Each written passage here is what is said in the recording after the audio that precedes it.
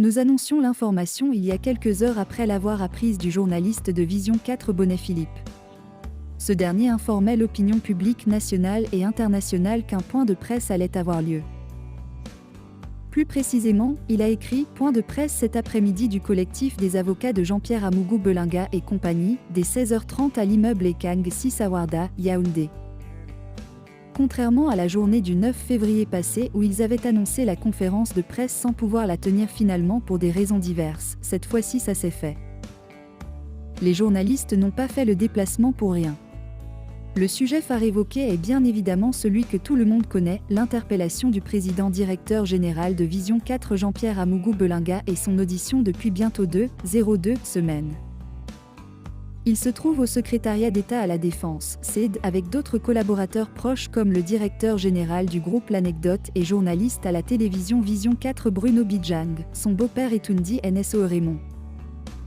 On accuse le Zonloa des Zonloa d'avoir participé à l'assassinat du journaliste Martinez Zogo kidnappé il y a plusieurs jours maintenant et dont le corps a été retrouvé en état de décomposition avancée près du domicile de l'ancien commandant de la garde présidentielle qui n'est autre que Raymond Etundi Nsoe, devenu chef de sécurité de Belinga. Les avocats de Jean-Pierre Amougou Belinga dénoncent un vice de procédure dans l'arrestation de leur client, nous transmet une source sur le terrain, proche des actions depuis le début de l'affaire. C'est l'une des communications du camp après celle de la journaliste et experte en communication Inès Belinga tout juste après l'arrestation de son patron. Dans son communiqué, elle avait reconnu que cette fois-ci, il ne s'agit pas d'une rumeur. Monsieur Jean-Pierre Amougou Belinga, président du groupe L'Anecdote, a effectivement été interpellé ce lundi 6 février 2023 aux Aurores. Il n'a certes reçu aucune convocation. Mais il se trouve actuellement dans les locaux du secrétariat d'État à la Défense dans le cadre d'une enquête. Il s'agit donc d'une procédure qui suit son cours. Et nous savons que les enquêteurs ne font que leur travail.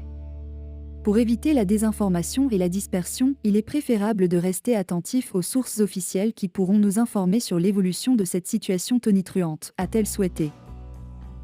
Mais aussi, elle a pris la peine de rassurer pour les affaires. Nous vous rassurons que les différentes entreprises du groupe L'Anecdote continuent toutes de fonctionner sans exception pour tous les services que vous connaissez.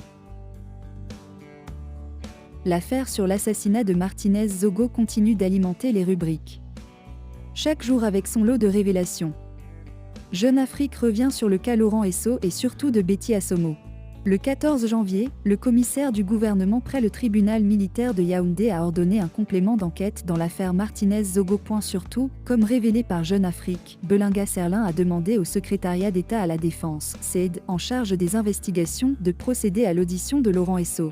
Le ministre de la Justice. Le garde des Sceaux a en effet été cité à au moins 2 reprises par Justine lors de sa garde à vue. Ce dernier, lieutenant-colonel de la Direction générale des renseignements extérieurs, DGRE, a admis avoir monté et dirigé le commando ayant enlevé l'animateur radio Martinez Zogo le 17 janvier, retrouvé mort 5 jours plus tard, a rappelé Jeune Afrique. Dan a affirmé avoir agi pour le compte de Jean-Pierre Amougou Belinga, lui-même détenu au CED, et a assuré lors de 2 de ses interrogatoires que l'homme d'affaires avait été en contact au moment de l'opération avec Laurent Esso. Dans une 3e version de son témoignage, il n'évoque en revanche pas le garde des Sceaux. Belinga Serlin a donc estimé que l'audition de Laurent Esso pourrait permettre de clarifier les faits et la chaîne de responsabilité. Mais une convocation du ministre en tant que témoin doit encore obtenir l'aval du président, comme, traditionnellement, pour tout ministre en exercice, a précisé Jeune Afrique. Le magazine panafricain est également revenu sur le rôle que joue Betty Assomo dans cette affaire. Selon Jeune Afrique, il serait le relais du président.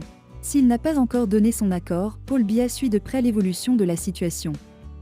Selon nos sources, il a d'ailleurs déjà pu discuter de l'affaire avec Laurent Esso, qu'il a assuré lors d'un entretien qu'il n'était pas impliqué et qu'il n'entretenait, contrairement à ce qui est, selon lui, une rumeur, aucune relation d'amitié avec Jean-Pierre Amougou Belinga. Paul Biya s'intéresse également au sort de Léopold Maxime Eko, le patron de la DGRE, toujours en garde à vue et soupçonné d'avoir été informé à minima de l'opération ayant visé Martinez Zogo. Mis en cause par Justine Dan, le directeur des renseignements extérieurs s'était d'ailleurs entretenu, avant de se rendre à sa convocation au CED, avec le ministre délégué à la présidence en charge de la Défense, Joseph Betty Assomo. Ce dernier, en tant que supérieur du commissaire du gouvernement près le tribunal militaire de Yaoundé, rend d'ailleurs régulièrement compte à Paul Biya.